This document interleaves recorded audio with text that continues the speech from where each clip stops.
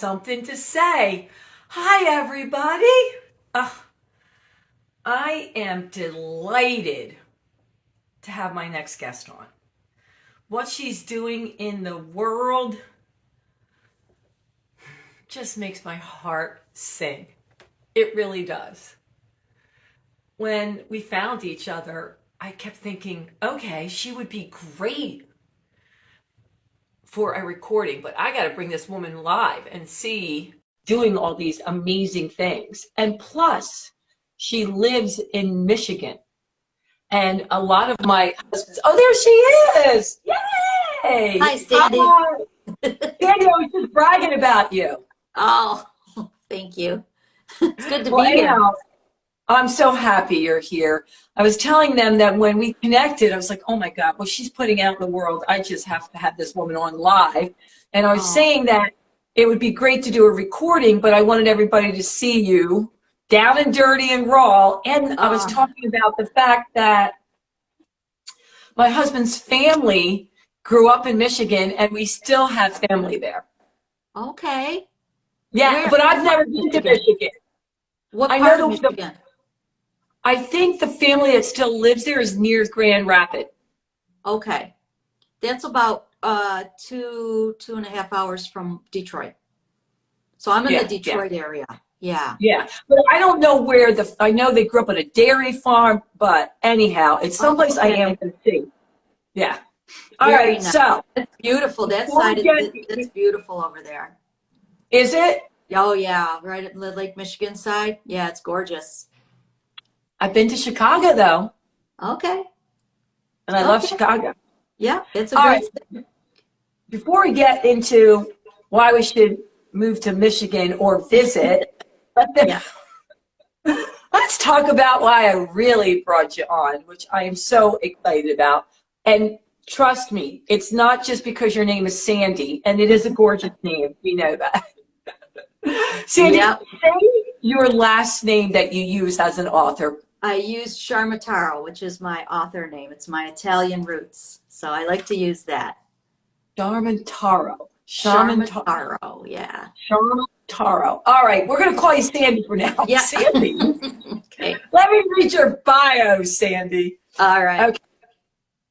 Sandy has taught morality, ethics, and social justice courses at a private high school in Michigan. In addition to her teaching career, she has taught, developed, and implemented programs and curriculum that are focused on helping children realize the importance of living altruistic lives centered on love. Now you know why I wanted to have you on. Oh. The Good Eggs book series and the Good Eggs Foundation is her contribution supporting children as they learn about virtues, diversity, and service, essential concepts to integrate into their lives as they grow into good eggs. Sandy, all right. Awesome, amazing, great. But let's back up. Okay. What got you into this? I mean, originally. Like way back, like when I was a child, I just always loved to write, and I always loved to write stories. We used to write stories with our spelling words in elementary school, and we had to read them in front of the class, and kids would like the stories and laugh. And so I just knew I always liked writing. So I just eventually wanted to write a children's book when I grew up. And it took a while because then I had my own kids and there's just no time. And finally, when I did have the time, I said, it's something that never left me. And I just said, I'm going to write that book. So I wanted to write it, and I wanted it to teach something, to teach about goodness. So that's how I wrote my first book. And then when I completed the first book, I thought that's all I was going to be doing. But then I still felt it inside of me that I had to continue the characters. So then I took them around the world to learn about diversity. And then once I was finished with that book, I had one more in me to bring them back home and learn about community service. So so that's how that all happened. So it ended up being a trilogy instead of one. This project keeps morphing into more and more, so it's very exciting. Okay. Well, I have so many questions, and it's only a 30-minute show. Yeah. So I might have to bring you back so I can really dive into your journey. Okay. But I do want to go back a little bit. Mhm. So have you always felt like you wanted to be in service even as a kid? Yeah, I always did. And I just kind of attribute that to like my upbringing. Like, I always remember something that my mom always did. You know, where you get those St. Jude's or March of Dimes or things in the mail that they want you to send a check. My mom would write a check for every single one. And my dad would say, just pick a No. few, just pick a few. And my mom's Yeah, like, yeah. every single one she'd write a check because she always said she felt very grateful that her kids were healthy and doing well, and she wanted to make sure other kids, you know, had that opportunity. So that always stayed with me. Yeah. So I always had that idea of helping other people, you know, that we're lucky to be, you know, healthy and doing well and born where we're born. But let's help those, you know, by no fault of their own, find themselves in situations that are really tough. So if we can help in some way, that's what I want to do. Woohoo! All right, so I have a bunch of questions here for you. I asked my peeps before you come on, and they want to know more about you. Okay. So the Good Egg Foundation, is it for a specific age group? The Good Eggs Foundation is for elementary, like young kids. Like, Okay. I mean, not to say, yeah, I can't get into teenagers or things like that. I'm a high school teacher myself, so I do teach high school. But I kind of based it off of the children's book series, which is for elementary age kids. So after the book series was done, again, I still felt something, and I felt like it wasn't finished, and that's how I opened up the foundation. So I based it off of the children's books, which are for elementary age. But, you know, I'm not going to like limit it to that, but that's my main focus. My main focus is the younger set. Yeah. So do you go into schools yourself ever and speak and do workshops? I have. It's just a little hard because I'm a school teacher myself. So the you know, times don't really line up. I would have to like take time off to go do that. Yeah. But I have done that. And I've done it when we've been on break and the other schools are not. So that's worked out that way. But mainly with the foundation, what I do is, so the books go once a month. So each month a situation occurs and the eggs will learn maybe something about understanding or gratitude or generosity, or maybe they took a trip to Italy or a trip to Egypt, you know, and they learn each month, or maybe they helped kids in their community or they helped elders. So that's how I base the foundation, is once a month I egg an organization. I call it my egging. And what I do is I search out, sometimes organizations will call me or families will call me, and I'll search out places or families or organizations that serve children. And I'll say, what do you need? What do you need this month? And they might tell me. I did a foster closet in Macomb Township. They needed baby monitors. So I said, okay, you've been egged. So I got them a whole bunch of baby monitors and went over there and helped them. I've done math tutoring programs. I've done so many. I've done egging since October 2019, once a month. So I haven't missed yet. So I helped a man who builds beds here for kids coming out of homelessness, and he needed bedding.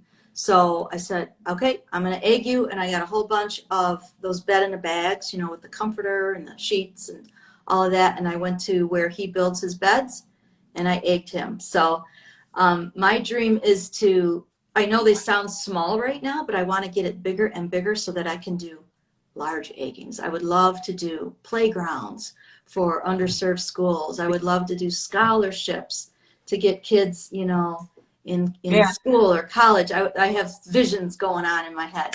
Lots of visions going on for this project. Yeah. And I don't think it's small at all. Like, I can see it. And I love the fact that you said you've been egged. You've been egged. You might have only got one cracked egg, but we're going to get a whole dozen. Right. And putting a positive spin on that, you know, egging. Absolutely. So, yeah. Absolutely. Okay. So let me break it down just a little bit more. Mm-hmm. So for anyone who is out there and watching this, and they know someone in need they can reach out to you, right? Yeah, typically right now we are in the Detroit area. So that's, my boundaries for now. But like I said, my hope Gotcha. is to grow larger so that I can do larger eggings. Book sales are great. Book sales go right toward the Okay. foundation. And they can get to that right on my Amazon page or on my website. If they go to the books tab, there's a link right to the Amazon page. So that helps a lot. If somebody wanted to reach out and help, they could either make a straight up donation or they could purchase books, and those go right to the foundation. Wow. All right. That was my next question. Like, Yeah. all right, somebody says what they need in that area. What's your budget? How do you know, like, okay, we can't give you, 500 iPads. Like, how do you raise the money? How do you know what Right. So you that's can what I spend? do. I'll set a limit, and we've got awesome, awesome partners. We just had a wonderful cannoli festa with our great partners, Livonia Italian Bakery. And so they gave us a portion of cannoli sales that went to our foundation, which was tremendous. It was huge. So that really helps us. And then that helps pace the year. We've had a man we partnered with at an Ace Hardware where he purchased books so that we could give them to a woman who helps kids with tutoring. So that helped us as well, that purchase. So there's just lots of people, and they'll make donations. We've had Henry Ford Optimize make a sizable donation. And then people that just want to make donations, $50, $20, anything is welcome, because it all adds up and it all helps with the egging. So I look at what do they need, and they'll tell me, and then I'll kind of look at my budget and say, okay, I can do this month. Gotcha. And I can help you with this month. So yeah, I kind of determine it on a month-to-month basis. Yeah. And are you like, do you have a list like this of people that need help? Like, how do you determine who you're going to help? Right. It's getting bigger and bigger, my list, because the word's getting out, but I love it because it just really opens your eyes to all the people that are out there. And the smaller people, there's this one place in Detroit that just opened up called Mama Shoe's Homework House.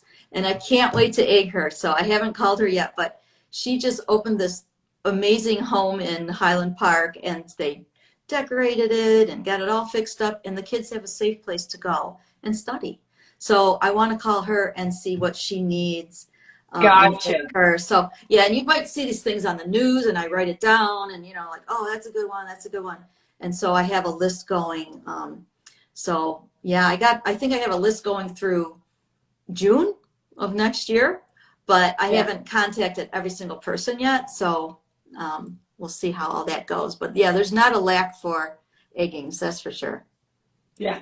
So. All right. So I can't help but thinking of it, and I'm going to send you a link later, but there's this woman in New York that I had on recently, and she wrote books about how teens can give back, the same thing in the community, and it doesn't have to be difficult. It doesn't have to be time consuming, and you can do, what you love. And she had list and list of different ways to teach your teens how to give back in society, and also to be grateful for what they have. And everyone has a busy schedule, but how can you do it and make it work for you? And it's reminding me of you, because the same thing, you want to instill in the younger generation that mindset, and what you can do and make a difference. That's the hope, because the young ones, they're like sponges, right? And they watch every move you make, and they absorb everything. And the hope is that by them learning these, virtues and diversity and service, that it becomes part of who they are. So that when they're a grown adult, they just automatically, react that way. And I've had parents and teachers write to me that that's already happening. I had a teacher who teaches 5th grade. They read book 3 about community service, and she said after their class read it, they wanted to do all the community service that the eggs did for their own community. So they tutored kids in their school. They put together welcome baskets for a senior center in their city. They collected supplies for an animal shelter. They did everything that the eggs did. And even the hometown newspaper came out and did a story on them for doing that. So that was really exciting. So, and then I had a mom write to me, and she was talking about a family she knew that were in need, and she was talking with her friend about they were going to help them, and she didn't even think her little son was listening, and he tugged on her arm and he said, Mama, that's just like the good eggs. In Christmas, in the Christmas chapter, they helped people, and she's like, oh, I didn't think he was listening, and so she wrote and told me. So that was really nice. So it's kind of sinking in, I think, and the kids are getting absolutely. that. So, I mean, they're not groundbreaking. They're not, like you said, they're not groundbreaking things, right? But they're little things that add up, and they form them. And who knows if they become a big CEO of something, they could really make a huger impact, right? If they have that mindset. So yeah, that's the hope for the movement. You know, there's so much to unpack there, and everything you said, I totally agree with. But let's start with the thing you hear all the time. A lot of people feel this way. The idea has to be groundbreaking, and most times that's not the truth. It's not the truth. We all know, okay, this is a great way to be, but we get lost in the journey. We get lost on our way, and we need constant reminders. And it's not about, okay, the teacher's not wanting to do it. You need different tools and vehicles and fun ways to motivate people, whether it's kids, teenagers, or adults. So your way of the Good Eggs Foundation and the books, I love the way they feed off one another. You know, it's just incredible. Okay. So right now, for now, it's in Michigan. Yes. In Detroit, just for now. But Detroit, I can see it building. I was just watching a show about Alex's lemonade and how it grew from one kid selling lemonade and you know, now it's all over the nation. So starting small and building out, I mean, I think you're going to crack a lot of eggs, woman. I really do. So I hope. I mean, I would love it to be in other cities as well. I mean, I love our Detroit area. I love our vibe here and the you know thing that's going on in Detroit. It's awesome. So if we could branch that out and even help more people, that'd be great. You know, and I also have, you know, I really feel lucky with book one. I had videos made, so I have 12 episodes, and they just got picked up by the Michigan Learning Channel, which is an affiliate of PBS. So that's awesome. I'm hoping that spreads out, get sponsorship, get more, you know, funds to do bigger eggings. And like I told you, with the visions that I have like ideas of, you know how they do Sesame Street Live shows? Like I'm thinking Good Eggs Live, you know, at the Fox Theater, you know, just having all these good for you. all Keep going these big, baby. avenues to get it going. Yeah. So it's going to happen. It's definitely going to happen. All right. So right now, again, you were saying, let's back up a little bit. You were saying right now you're still teaching high school. Is that correct? Correct. Yeah. I still teach in high school. I teach in an all-girls private school. And what do you teach? I am a theology major, so I teach theology. Wow. Okay. So you're a full-time teacher. Now, your kids, are they grown or are they in the home? Where are we at with that? With the kids? Yeah. Well, oh, my kids? My kids are grown. Yeah, my kids are grown. Yeah, so in fact, I have a little grandchild, and I have another one on the way next year. So, so my kids are 35, 32, and 30. Oh, yeah. So, they're out and about.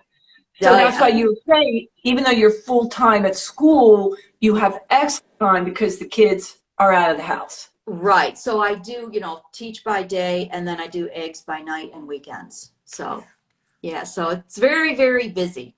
But I love it because that's where my heart is, so I love doing it. So, and I hope to eventually move into that full-time.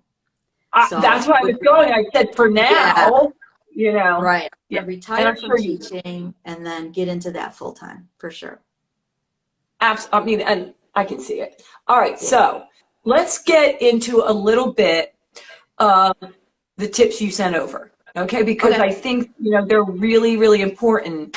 And we talked about a little bit what I was saying, like there's so many ways to give back, but you're saying find what makes you happiest, explore it, and develop it. Tell us a little bit more about why you sent that tip. Because you have to be happy in life, right? You get one go around here, so you want to be happy with it. So you got to find something that keeps tugging at you, or something that you keep going back to, and that that's it. So you just keep following it, and it'll make you happy. You'll know. You just will know. Your heart will sing with it. So you keep following that, and then it develops. If you don't ignore it, well, if you do ignore it, nothing will happen. But if you don't ignore it, it's going to keep morphing. And that's how I feel like with this project. It keeps getting bigger and bigger and bigger. So it'll develop on its own, and ideas will come on their own. And that's what's happening. And then you run with it, and you're like, oh, I could do it this way, or I could do it that way. So it's been getting bigger and bigger. So you have to follow that nudge, definitely. Yeah. I think. Yeah. I mean, like you said before, we can get in these ruts, right? Yeah. And just go on these mundane day-to-day things, but life's more than that. Yeah. So. Yeah. And there's so many different ways to, like you said, explore and develop things that you want to do, and it doesn't have to be painful. Sometimes you hear like, okay, it's a grind, but that's not true. There's a lot of different ways to make a living, and there's a lot of different ways to give back. And some of it, developing a foundation, your time or money, there's so many different ways. So many different ways. And the littlest thing can make a difference too, right? Like we said, the littlest thing can change someone's day. Littlest. All right. This is a big one for me. Okay. Don't let the naysayers squash your spirit. I call them negative buggers. Negative buggers. Yeah. Always going to be there. You can't get away from them, right? There's always, and someone once told me, well, if you don't have any naysayers, then you're not doing something right? So you have to have your naysayers to kind of prod you maybe, or to kind of make you think another way, or to make you think you are doing it right. So there's always going to be that. And it's okay, welcome it, but you don't have to listen to it. You don't have to let it get to you. It's hard. You know what? Yeah, that's true.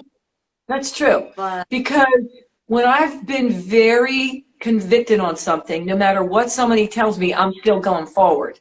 Right. But if they can poke holes in it, then either I'm like, did I really want to do that? Or do I have to shift gears? So you're right. Thank you, naysayers. Thank you. They can be helpful. Yep. Yes. All right. The last one. If things aren't working out the way you hoped, try changing your creative way of thinking. All right. So how do you do that, Sandy? So, well, that's what's been happening with this project. Well, let's see. I can go this route. I do a podcast for kids. It's like an audio book. So that's been working out really well. It's on 9 platforms in lots of countries. So that's another way of thinking. I'm also thinking of maybe podcasting with some adults and going through the book on an adult level. That's just back in my mind right now. Gotcha. I need to get that 3rd book done, podcasting. Let's add some sound effects. Let's do, different things. You have to get creative and keep it alive, because you don't want it to go stale. How can I market it? Different ways of marketing, different ways of reaching out to people. I did have a parent blog, right? So parents can journey through the books on an adult level. So just different ways, like they say, diversify, right? Go different ways, and it's all going to come together. It all fits, it all is intertwined, and, hopefully it just keeps getting bigger and bigger. So I'm getting some questions here, and it's shifting gears, and I want to get a few of them in. Guys, you can reach out to. We're not going to be able to get them all in today, but I'll try to get a few of them. The one thing they want to know, as far as children, is there any area that is the most difficult when going through this process with kids, with setting the foundation? Is there something that you see they're struggling with the most at this time? Young kids, elementary kids. Elementary kids, I'm going to say that, they want to be heard. I think a lot of them don't feel like they're, I want to say front and center, right? They want to know that they are loved completely and that they're heard. That a lot of them say that parents are too busy for them, or parents are even on their phone. And they might have said something and then they're like, oh, what'd you say? Or, they just don't feel heard, I think. I hear that a lot. Ooh, that's a good one. Yeah. So if you could like put down your distractions and really look in their eyes and talk, right? Talk with them. What'd you do? How was your day? Tell me about it. What'd you learn today? It's just little things. They will feel so valued. Yeah. I think that's huge. I think that's huge. This is coming from a teenager. Okay. And she has a brother who's 7. Okay. Anonymous, we'll keep it. Sure.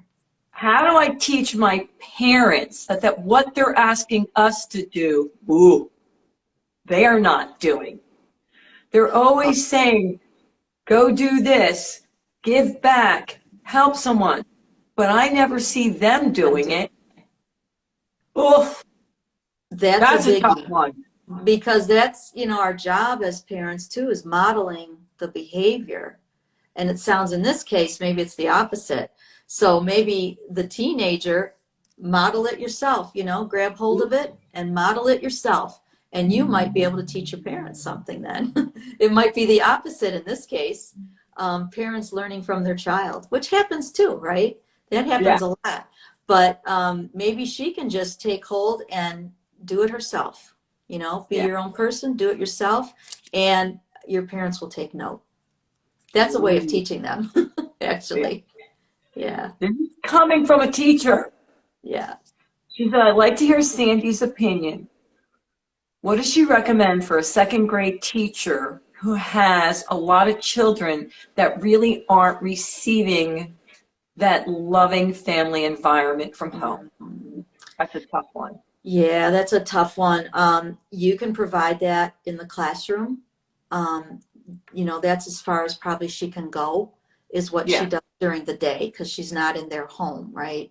So if they know that their classroom is a safe space and they know that they feel valued and loved and accepted in her classroom, that's huge for them. That's going to be their escape. That's going to be where they feel calm, where they feel loved. And that's what she has to do, is try to do that the best she can in her own classroom, because that's her domain, that's her space, and she can control that. But I know it's hard. It's hard because we see that too. You can't go into their homes, obviously, and be there. Yeah. So you can only control what you can control, and that would be your domain in your classroom. And if they know that they're loved and valued there, they're gonna respond, and they're gonna know, at least in this spot, this is where I can feel whole. So, yeah. Somebody asked me that, and I almost forgot to ask you. Do you think it can make a big difference even when they're coming from more of a broken home? Does it really make that much of an impact if the love is coming from school? Like my friend is, Yes, because you hear, look at adults when they say, I had this teacher, when I was young, and she took so much time with me, right? That's, teachers impact kids in ways you'll never know. So definitely, because look at school, how many hours a day you have those kids. That's a huge chunk of their lives. So it impacts them tremendously. Don't underestimate that. Don't underestimate that teacher's power. She can do it. Definitely. I believe it. I can tell you firsthand, teachers saved my life for sure. They saved my life. Yeah. See, and you remember that, and you're an adult, and you still remember that. So absolutely, it impacts you. You Feel like they have your back. You're like, okay, okay, this is good. This is good. Right. And that they know they can rely on her, right? If that 2nd grade teacher puts forth an atmosphere where those kids can rely on her, huge. They need that focus, that light, that guide in their lives if they're not getting it at home. And that's the spot where they can get it. So it'll ground them somewhat, for sure. And you know what they'll think? I wonder what Mrs. So-and-so would say, or I wonder what Mrs., or Mr. So-and-so would think. They'll definitely keep that in their minds when they're making decisions. I've seen it. I've seen it for sure. Yeah. Absolutely. Absolutely. Mm-hmm. So Sandy, our time is almost up, and I'm like, Oh my I gosh, was like, that went so fast. no, it's like, and I'm like looking at all these questions, but Oh, here's the biggest thing that I want to ask you, which I keep getting over and over again, so this is good for you. okay. They're not in Detroit. Okay. How can they do something and start something in another state? In another state? Well, that's something I would love to look at, to be like a Good Eggs branch, you know, in another state, kind of go off of that. I'm not there yet, but that's something that I do want to look into. And if they, I mean, they could always start their own movement there, but I would love to have it branch off of our Central Detroit hub. So Yeah. if they could hold tight, I mean, definitely do good things for people, right? But I definitely want to look into expanding for sure. I would love to do that. What cities are they in? Yeah. You know? Well, a lot of these are coming from the Pennsylvania because I live in the suburbs of Okay. Philadelphia. You're Nice. getting a lot from New York, well, New York, Pennsylvania, Delaware. Oh, I have tons of friends in California. So Beautiful. See, look both already all around the country. How awesome is that? yeah, Oh my gosh. yeah. Oh, This is totally up their alley. All right, so back up. Wait a minute. I got to get this in because you did mention it, but they want to go back to this one. We know that every month you pick a new place, right? And that's who you help, and you've been doing it every single month with the funds you have. yes. You mentioned something that you had a theme for the month. A theme? Well, I thought so the books have themes. So the books do like for example, like here, I'll show you the table of contents on this first one. It does each month. So like for this one, each month, if you can see it, they learn something new. So you see, like it starts in September when they go back to school, and it goes all the way for a year through August. So September to August is how each book runs each month. So each month something different happens, and they learn something new. So, and they all fit. So in this book, one of the chapters, they win a recycling contest. So the United Nations recognizes them and then sends them around the world. So they learn about diversity, and they go to 10 different countries, and they learn about customs and language and culture. And they learn, you know, that the world is full of good eggs, and everybody wants the same things, like living in peace and to be respected and to be heard and loved. And then they come back from that trip, and this is the one about community service, book 3. So then they learn the importance of being helpers in their own community. And then in book 3, they connect what they do with the kids that they met around the world in book 2. And then the kids in book 2 do those same things in their own communities around the world. So it all connects. So it's a really fun trilogy. Awesome.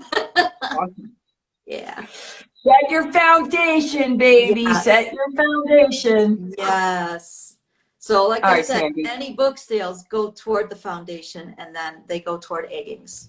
So yeah. Yeah. Beautiful. It's a beautiful system. All right, Sandy, before we go, tell them again how they can find you and support you and reach out to you. Okay, so if they go on www.thegooteggs.org, everything is there. So they'll be, if they didn't get an answer here, they can message me there. There's a contact form. There's a books tab where it has that link, like I said, to my Amazon page, and they can purchase books. They can leave a review, which I need only 6 more reviews to move up in that SEO. And then, I know, it matters. It matters. Yeah, they can join the parent blog where they'll get, you know, once a week, a little short, little 1 minute to 2 minute read, maybe to start their day and how they can relate to their own kids. They can listen to the podcast. I have lesson plans for book 1. If there's anyone that wants to know how to reinforce the lessons that are learned at home or in the classroom, they can access the lesson plans there. I have some word searches for the kids. I have an eggs playlist that they recommend, songs they recommend. So there's everything there. There's also the donate button, of course, which would be awesome. So everything is on the website, www.thegoodeggs.org. So I'd Awesome. appreciate that. That'd be Awesome. lovely. All Thank you right, so much. Hey, I got something to say. Come on. Thanks, Sandy Sandy. had something to say. Thank And you. don't worry. If you didn't watch it from the beginning, I'm going to push record and make sure I send this to every platform.